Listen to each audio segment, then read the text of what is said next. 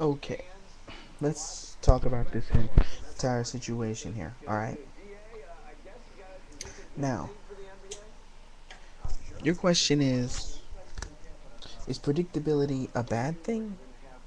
No. Predictability is not a bad thing. Predictability is actually a good thing because I've always felt that people can ruin the product for themselves and their mind has been made up whether or not they want to enjoy it before they even, get to the outcome.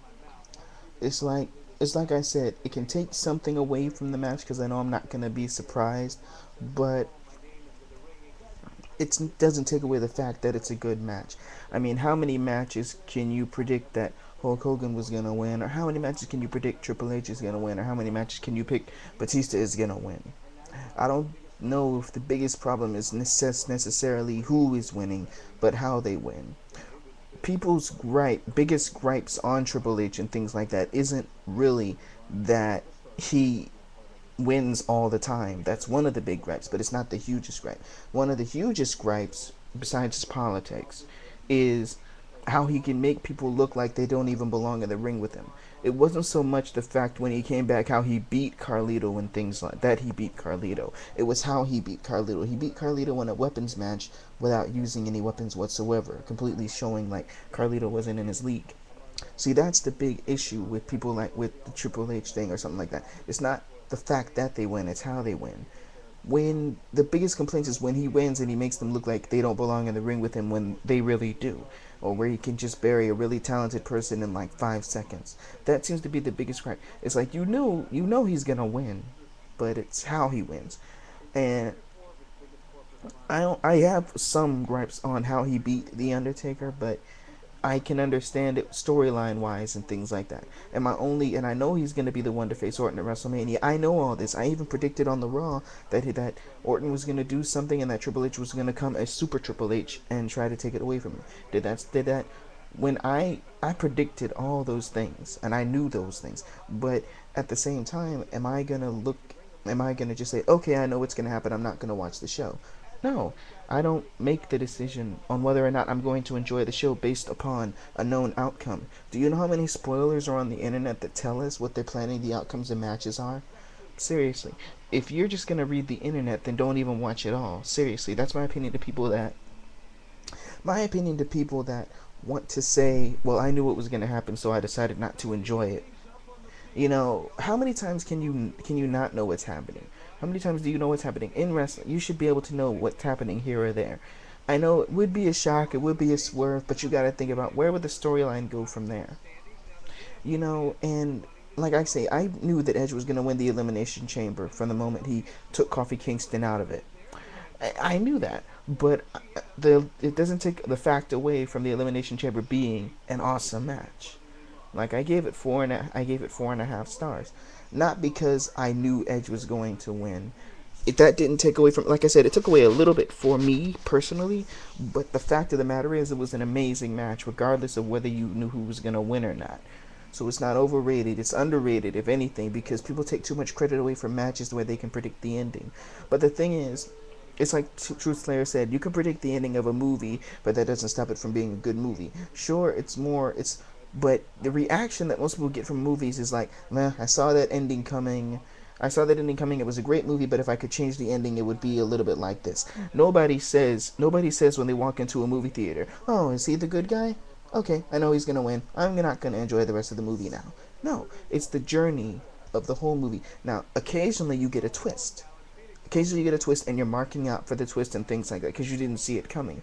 But at the same time, when you expect the unexpected too much, the unexpected becomes the expected, and it becomes the expected so much it's no longer unexpected, it's predicted. And then what you have there is another prediction, and sooner or later you're going to get to a point where the unpredictable you're going to predict before the beginning of the match. And if you're going to act that way about something you can predict before, then how are you going to react about when you can predict the unpredictable? You're never going to enjoy it because you're always going to be saying, "Oh, I know this is going to happen, and if they swerve it, this is going to happen. I'm not going to enjoy it at all." But just because you can predict what happens doesn't take away from the entire match.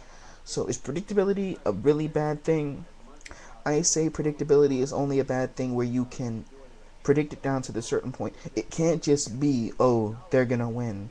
That can't be the bad predictability. No, the bad predictability, in my opinion, is when somebody says, oh, they're going to win and they're going to bury them. And then it goes on and that happens.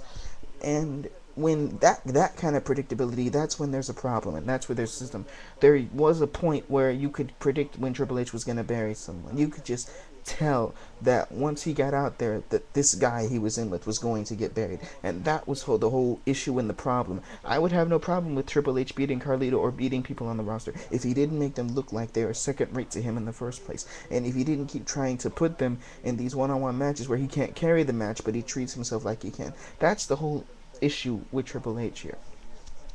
My issue isn't who wins, it's about who gets buried. It's like when Shelton Benjamin faced The Undertaker. I knew The Undertaker was going to win. But the fact of the matter is they put together a solid match. They put together a solid, great 10-minute match in which Undertaker came from behind and he won with the Gogoplata on Shelton Benjamin. Now, I knew Undertaker was going to win. Did it ruin my expectations of the match? Did it ruin the match for me? No. Because I didn't say Undertaker's going to win, Shelton's going to put together some offense, but ultimately lose in the end. I didn't say something like that. So you can predict the ending, but you can't predict the journey. When you can predict the journey, then why are you even watching? Why did you even order the pay-per-view? Because you thought that you could be wrong? You see, I have never seen more people get so double standarded, over a pay-per-view. Like, I talk to some people and they say, oh, I saw Edge was going to win when he got beat by Jeff Hardy and things like that. And that took away the whole pay-per-view for me. But I asked those people, when you knew that something was going to happen later in the pay-per-view, let me tell you something. If they had done nothing with Edge, if they had just left it the way that it was, would you have felt fulfilled by the end of the pay-per-view? If Edge just went out there, lost in 2 minutes, and then left, and that was it, you didn't find out anything until maybe the next SmackDown, would you have felt unfulfilled watching that pay-per-view? Don't BS yourself and tell yourself, no, I would have been completely okay with it. No, you wouldn't have. You would have felt unfulfilled at the pay-per-view. And the fact that they did something which made you not feel unfulfilled gave you a reason to hate on it because you thought that you could have done something more with it. Just because you predicted doesn't matter. Nobody knew he was going to take Kofi Kingston out of the Elimination Chamber. Nobody knew that Cena was going to get eliminated in 3 minutes. Nobody knew that this whole storyline was going to come from Edge losing the title. You might have thought it. It might have went into your mind after the fact, but going into the pay-per-view, you had no idea. And you can admit that to yourself and admit it to people here.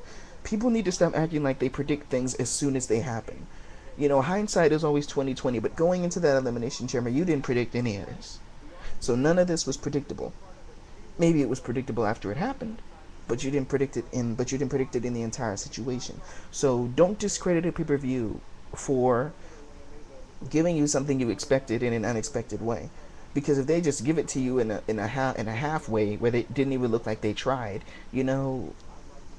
if some people are rating this pay-per-view high and some people are rating it low, then you gotta get some sort of mid-ground in between. Like I said, I've never seen more double standard people in the internet wrestling community, and it's nothing against y'all, but y'all find reasons to complain about something. If something's convenient, you say it's convenient. If it's not convenient, you said it would have made more sense if it was convenient. And it's like you're looking for a reason to complain regardless of what happens here or there. So in my opinion, y'all should just make up your minds about what you want. If you're just going to let you predicting the outcome of a match determine how you're going to feel about the rest of the match the entire night, if it's going to ruin your mood that much, don't order the pay-per-view at all. That's all I'm saying. Because I know that people aren't going to do that because they want to be entertained and they want to see the journey. Regardless of whether you know who's going to win, you want to see the match anyway because you want to see the journey towards who wins. And you're just hoping that you're wrong. But you see, in the situations, even when you aren't wrong, were you not entertained? That's my whole thing there. Predictability is never bad as long as you're entertained. And like I say, the only bad predictability, True Slayer, is when you can predict the who, the what, the when, the where, and the how. If you can just predict the who and the when, there's no problem. It's the how that you can't predict. Majesty, everyone, and good night.